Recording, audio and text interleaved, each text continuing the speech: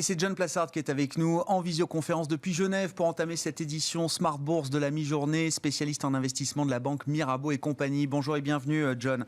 Merci beaucoup d'être avec nous. Message très fort envoyé par le gouverneur du Texas, Greg Abbott, hier soir. Le Texas, un des États emblèmes des États-Unis, près de 30 millions d'habitants.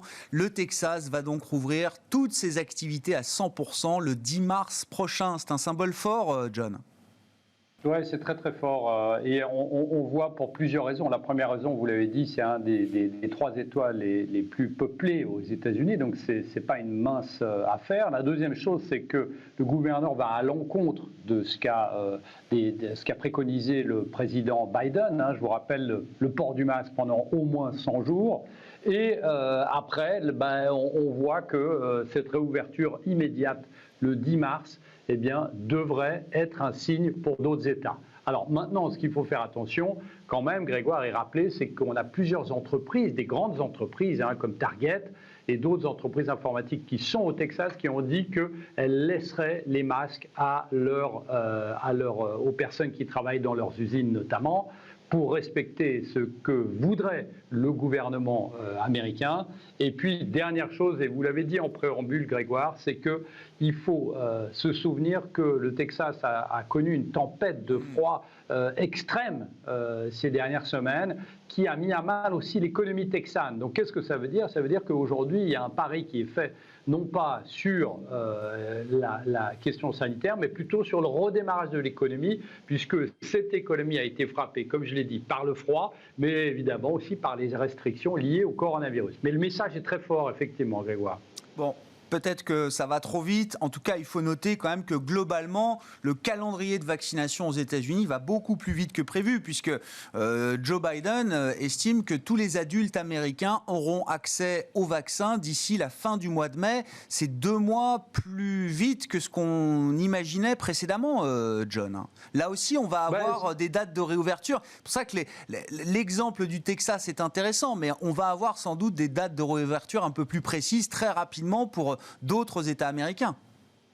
Tout à fait, exactement. C'est le signal qui est donné. Et, il faut voir que ce qui est en train de se passer aux États-Unis est absolument extraordinaire, mais c'est dans 2 mois. Donc on imagine que dans 2 mois, tout le monde sera vacciné aux États-Unis, en tout cas les adultes. On a vu qu'en Grande-Bretagne, pays qui avait été moqué de la part des médias européens, on est aussi dans cette dynamique extrêmement forte. Et donc on voit que l'économie américaine, comme ça a été le cas par le passé, devrait redémarrer beaucoup plus vite que l'économie européenne, ce qui justifie, si on le regarde, et c'est un des parallèles qu'on peut faire, la progression du dollar actuel, parce que vous avez des anticipations qui sont très fortes sur ce redémarrage de l'économie qui devrait se faire avant celle en Europe, puisque on sera très en retard, et fin mai, il est bien évident qu'on n'aura pas vacciné tous les adultes, c'est sûr. Bon, c'est intéressant de noter, vous parliez du dollar, le raffermissement du dollar qui n'empêche pas la hausse des matières premières. Ça, c'est intéressant, John. Ça veut dire qu'il y a quand même un truc très fort qui se passe derrière la progression des matières premières. Toutes classes confondues, l'énergie, les métaux industriels. Alors, on peut mettre peut-être l'or de côté, qui a un peu baissé depuis le début de l'année, mais l'alimentaire également, les matières premières agricoles, tout monte malgré un dollar qui reste ferme. Que se passe-t-il sur les matières premières? On voit l'idée d'un super cycle qui commence à fleurir, John.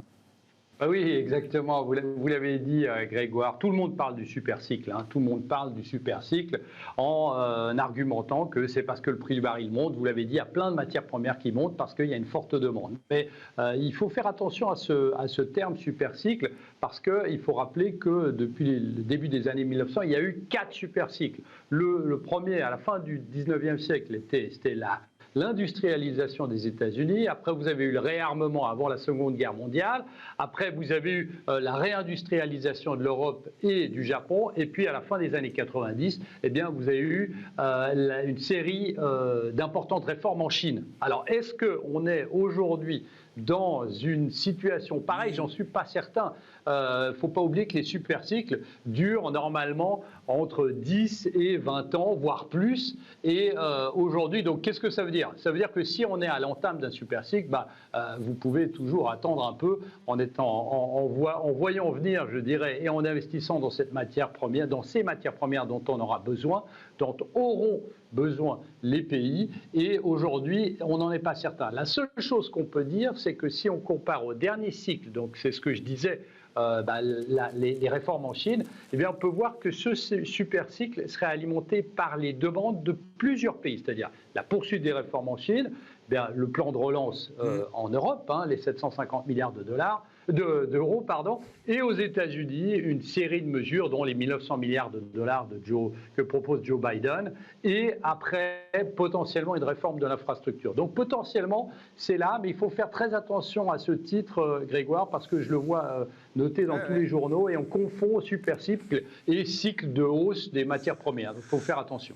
Bon, à propos de cycle, que peut-on dire du cycle des valeurs technologiques, autrement dit les GAFAM sur le marché américain, John?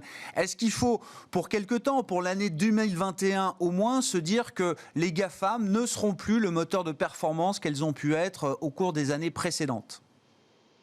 Ma réponse est oui, c'est clair. On a vu que l'année passée, les GAFAM, comme vous le disiez, représentaient près de 25% du S&P. Eh bien, là, on va voir que c'est plus le moteur. Il faut faire quand même très attention, Grégoire, parce qu'on a vu que dans la publication des résultats de ces entreprises, les publications étaient très bonnes encore. Donc, on voit qu'il y a de la demande derrière. Et on voit que ce n'est pas une thématique qui est en train de s'essouffler. C'est une thématique qui est en train de s'essouffler dans cette rotation cyclique qu'on a. Mais avant-hier, lorsque Apple a progressé de 5%, eh bien, on avait vu que le stock, l'action avait baissé depuis ses plus hauts de 15%. Donc à un moment, il faut faire un peu attention. Et il y a une dernière chose qu'il faut aussi regarder là, c'est qu'on a vu hier, par exemple, que Tesla, Facebook et Apple, hier soir, ont baissé assez fortement aux États-Unis. C'était dû à la liquidation de certains hedge funds qui avaient été pris dans cette embuscade des achats. Des fameux short squeeze. Et en fait, on voit que la première chose sur laquelle on se défait, c'est les entreprises qui ont gagné le plus l'année passée, et donc les fameuses GAFA. Merci beaucoup, John. Merci pour vos remarques et vos analyses du jour. John Plassard avec nous en visioconférence depuis Genève, spécialiste en investissement de la banque Mirabeau et compagnie.